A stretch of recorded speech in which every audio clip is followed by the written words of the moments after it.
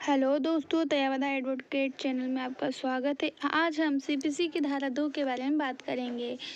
धारा 2 परिभाषा। इस अधिनियम में जब तक विषय या संदर्भ से कोई बात विरुद्ध ना हो, मतलब जो परिभाषा जैसी दी गई है वो वैसी ही उसका मतलब निकाला जाएगा, जब तक के कोई और अधिनियम उस पर प्रभावी ना हो। ठीक है।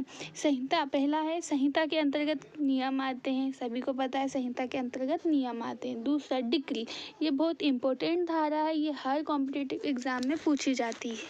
ठीक है। डिक्री क्या है? डिक्री प्रारंभिक होती है, अंतिम होती है। डिक्री क्या है, डिक्री से आप क्या समझते हैं, ऐसा पूछा जाता है। ठीक है।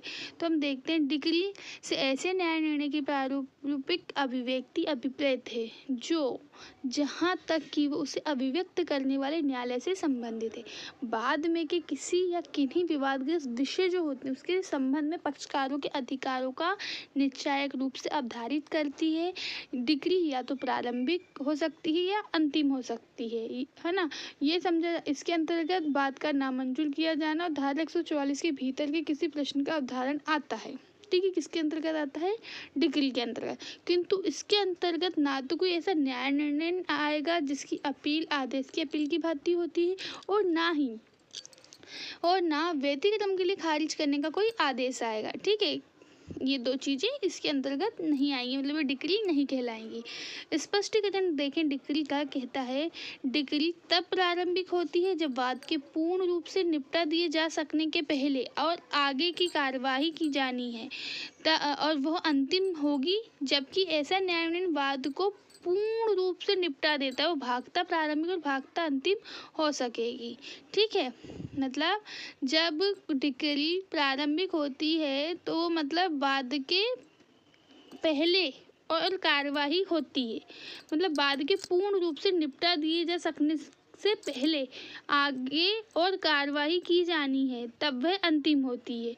मतलब बाद का पूर्ण रूप से निपटा दिया तो वो अंतिम हो जाएगी, और वो भागता अगर कुछ उसमें रिलीफ देना हो तो भागता प्रारंभिक हो गई। अगर कुछ निर्णय मतलब अंतिम से पहले कुछ देना है तो भागता अंतिम हो जाएगी।